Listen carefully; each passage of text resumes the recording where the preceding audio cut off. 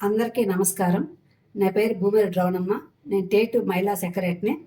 ఈ నెల 11వ తేదీన పొగాకు రైతుల్ని పరామర్శ చేయటానికి మా నాయకుడు జగన్మోహన్ రెడ్డి గారు రావడం జరిగింది.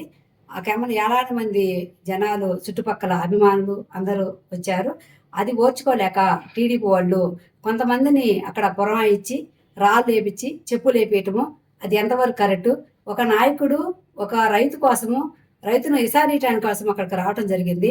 అది ఓర్వలేక అది ఎక్కడ సక్సెస్ అవుద్దా, ఎక్కడ జగన్మోహన్ రెడ్డికి మంచి పేరు వచ్చిద్దా అని ఉద్దేశపూర్వకంగానే ఈరోజు కూటమి నాయకులు ఈ తప్పుడు రాజకీయాలు చేశారు.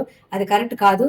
దానికి సంబంధించి అది వదిలేసి తర్వాత మా నాయకుడు చక్కగా బాగా చేసినాక లోకల బూచేపల్లె శివప్రసాద్ రెడ్డి జిల్లా అధ్యక్షుడు మా నాయకుడికి నోటీస్ ఇవ్వటము అది కరెక్ట్ కాదు. మా నాయకుడు ఎక్కడా దాచుకోలేదు, ఎక్కడ పారిపోలేడు.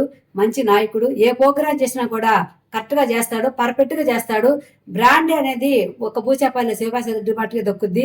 అలాంటి నాయకుడిని తప్పుగా మాట్లాడటము అది కరెక్ట్ కాదు. మేము దానికి అందరం ఖండిస్తున్నాం. మా నాయకుడు ఎప్పుడు ఇక్కడే ఉంటాడు. చేంకుర్తి ఉంటాడు, దర్శిలో ఉంటాడు, ఒంగోలులో ఉంటాడు. ఎక్కడ చూసిన అందుబాటులోనే ఉంటాడు మా నాయకుడు. ఎప్పుడు జనాల మనిషి, ప్రజల మనిషి, ప్రజలు సేవ కోరుకునే మనిషి కాబట్టి ఎవరికి భయపడే అది మా నాయకుడు ఇక్కడ ఎప్పుడు లేదు.